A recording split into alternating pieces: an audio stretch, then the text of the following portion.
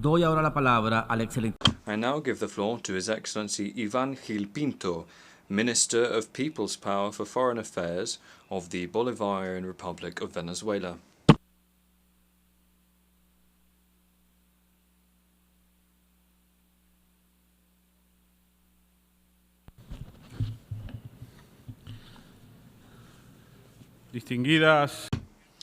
Distinguished heads of delegation, ministers, ambassadors, Mr. President.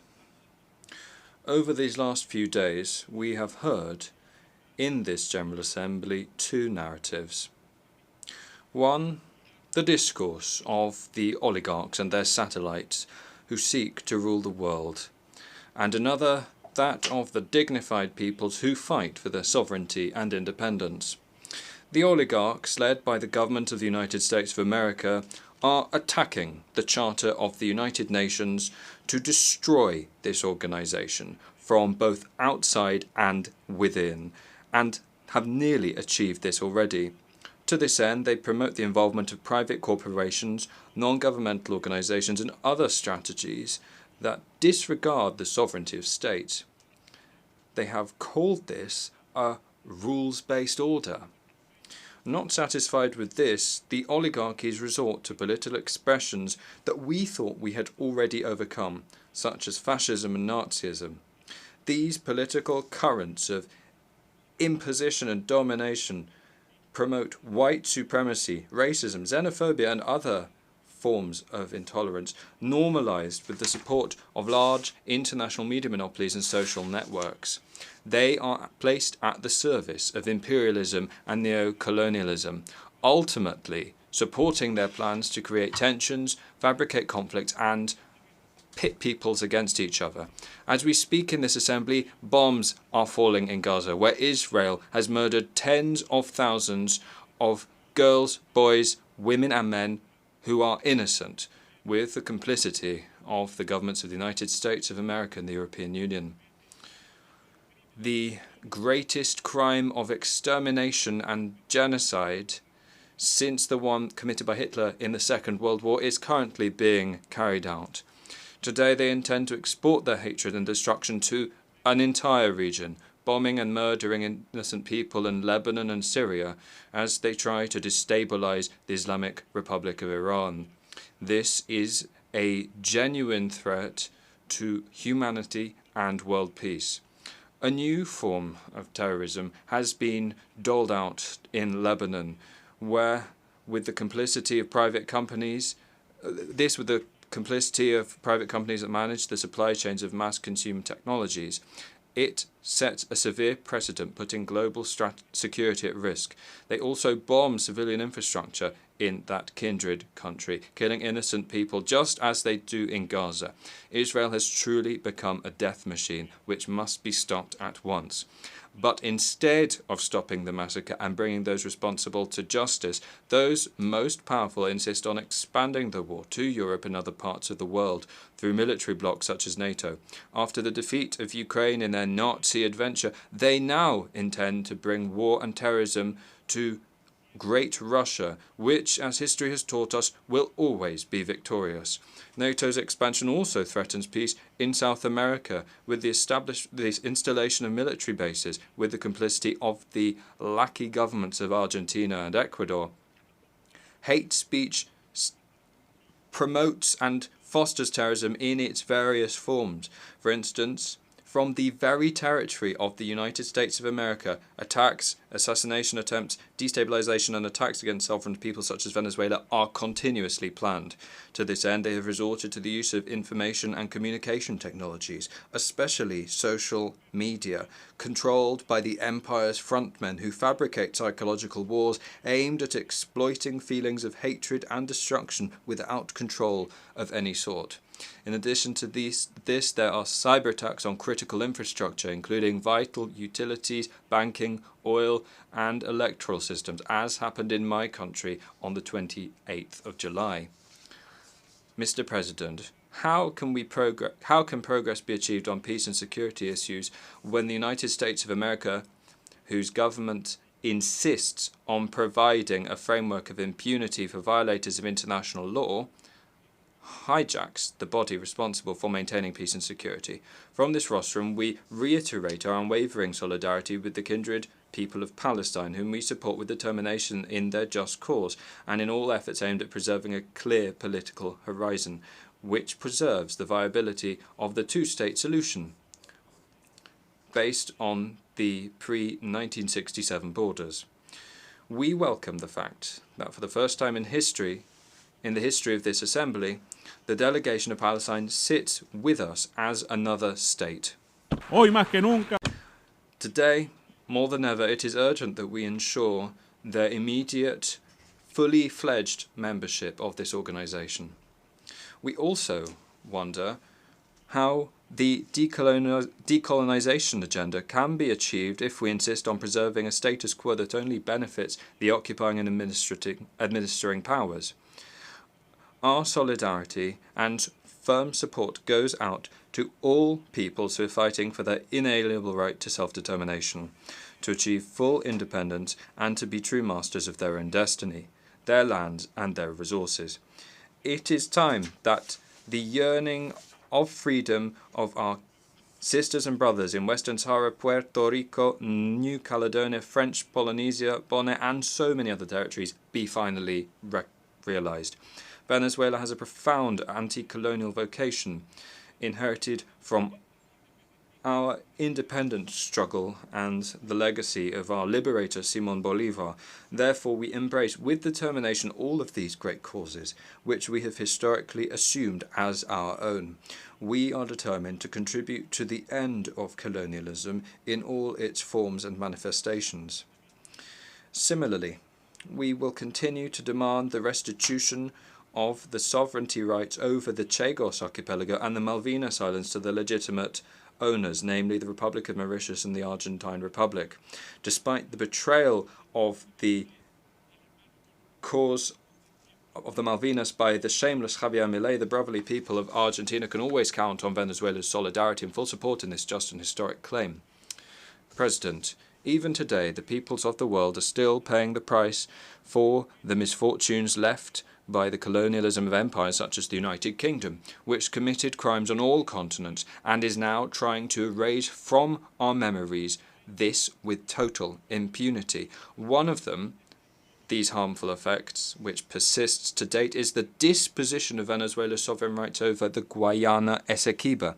This plunder originated in the expansionist and violent policy exercised by the British Empire in Venezuelan territory throughout the 19th century, sought to impose itself by fraudulent means in 1890 are in violation of the Joint Declaration of Argyll, threatening regional peace, security and stability through the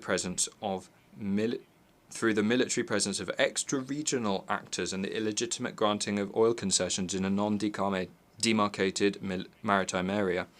In this context, we take this opportunity to reiterate our firm commitment to the CELAC proclamation of Latin America and the Caribbean as a zone of peace.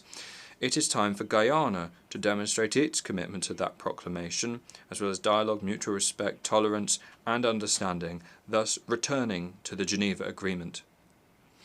President, the illegal imposition of unilateral coercive measures against whole peoples by the United States of America and the European Union represents a flagrant violation of the Charter of the United Nations and every norm of international law.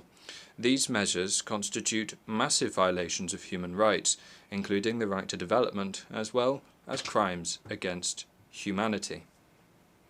We reiterate our call for the complete, immediate, and unconditional lifting of all regimes of so-called sanctions and blockades that today are enforced against more than a third of humanity, including 30 million Venezuelans.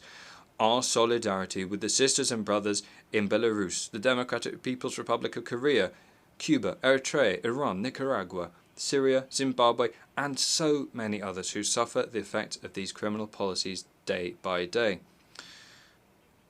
Mr. President, dignified peoples fighting for their sovereignty and independence have also raised their voices in these spaces and must be heard.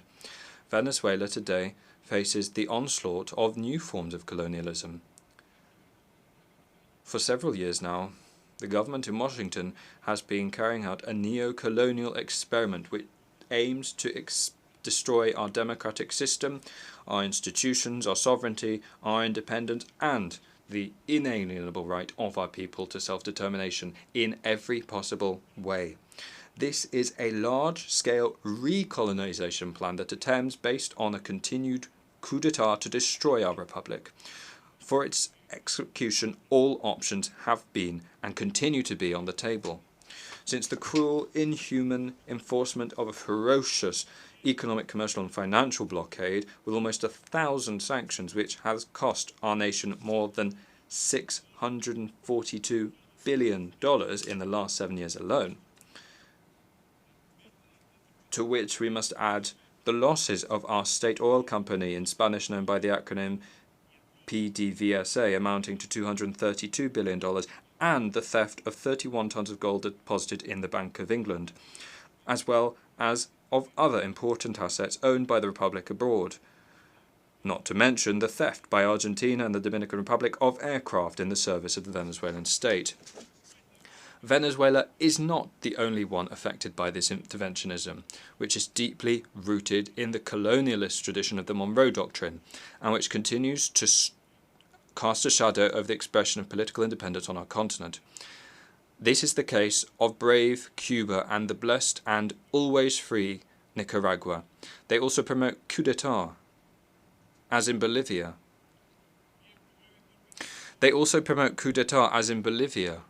In 2019 and 2024, and they mercilessly attack, with support of local oligarchies, the government of President Gustavo Petro in Colombia and that of President Xiomara Castro of Honduras. Our firm support and unwavering solidarity with them too. President, on the 28th of July, as is customary in our revolutionary democracy, the Venezuelan people expressed themselves in a conscious, peaceful and massive manner to elect, with full guarantees, transparency and freedom, the Venezuelan head of state and government for 2025-2031. President Nicolás Maduro was re-elected with a clear and overwhelming majority. After this great popular victory, the oligarchy of my country resorted once again to disregarding of laws and institutions, triggering a criminal form of violence that left 27 dead, hundreds wounded, and the destruction of public and private property.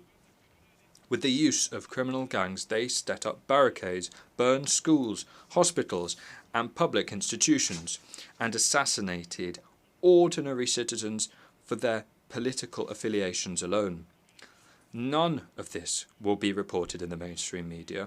Worse still, neither does the UN High Commissioner for Human Rights, who, despite having received all of these facts about the criminal acts and the responsible actions deployed by the Venezuelan state, has preferred to turn the victims into perpetrators and the perpetrators into victims.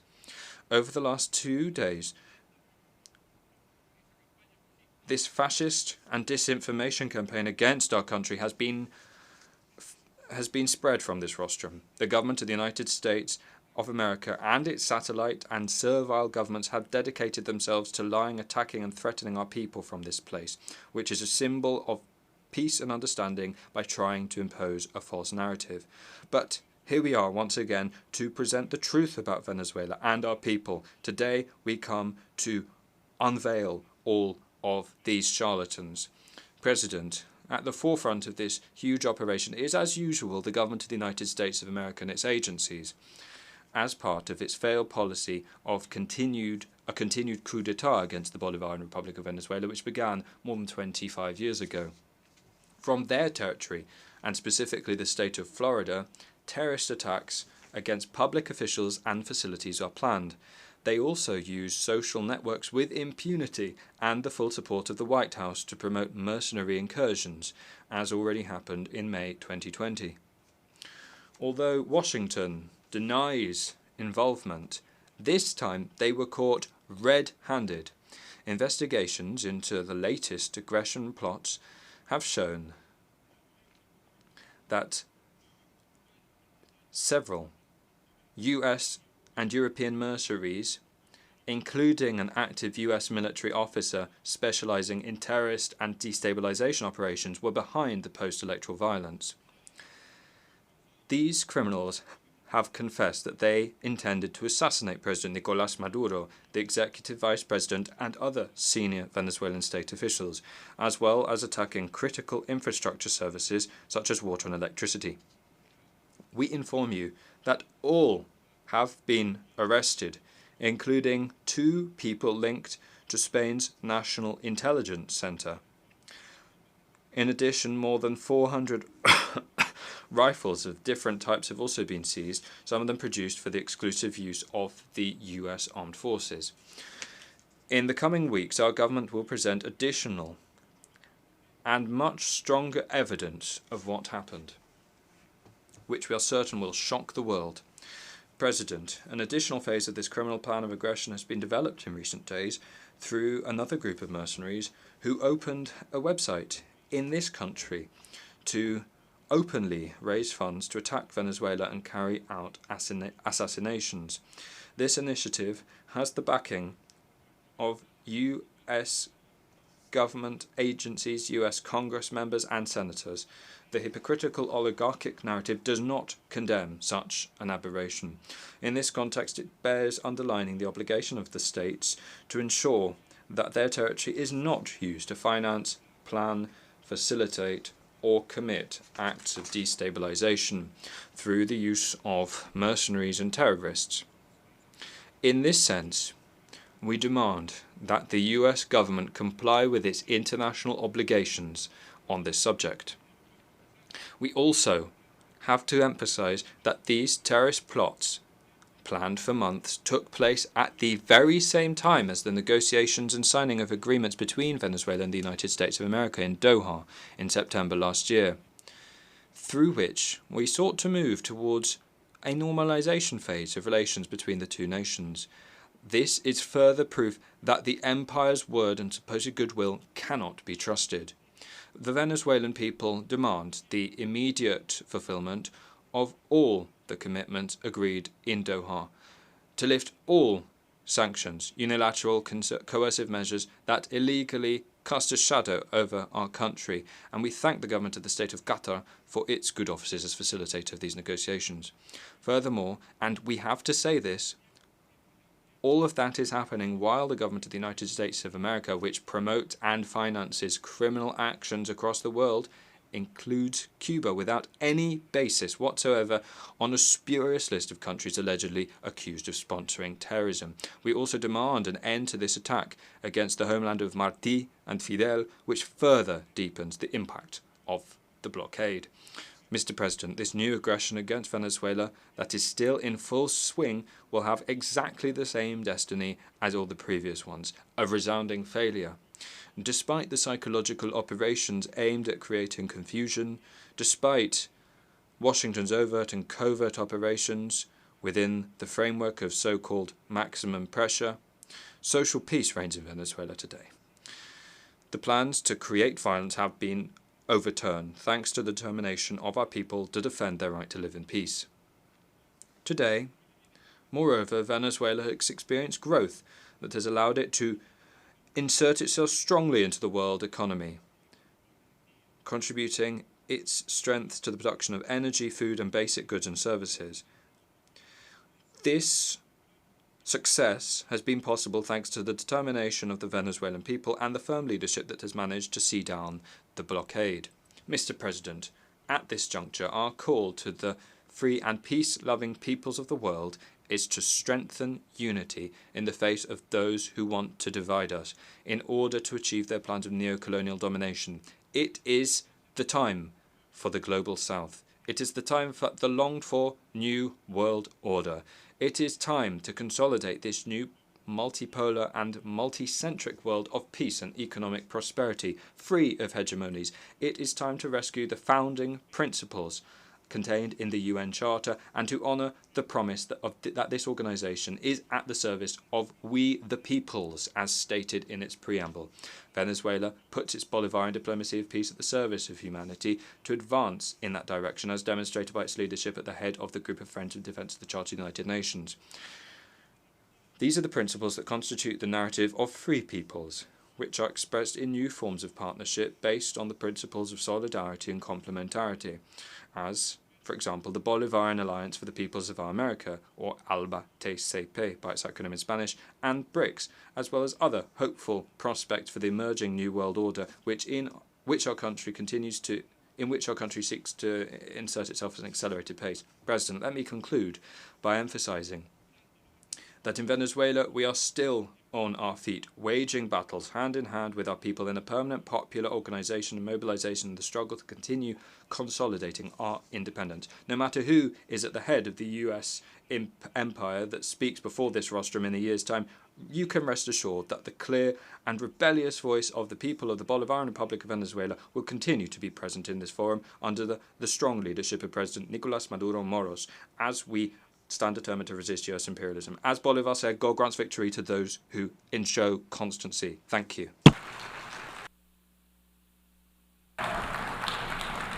Muchas gracias al ministro.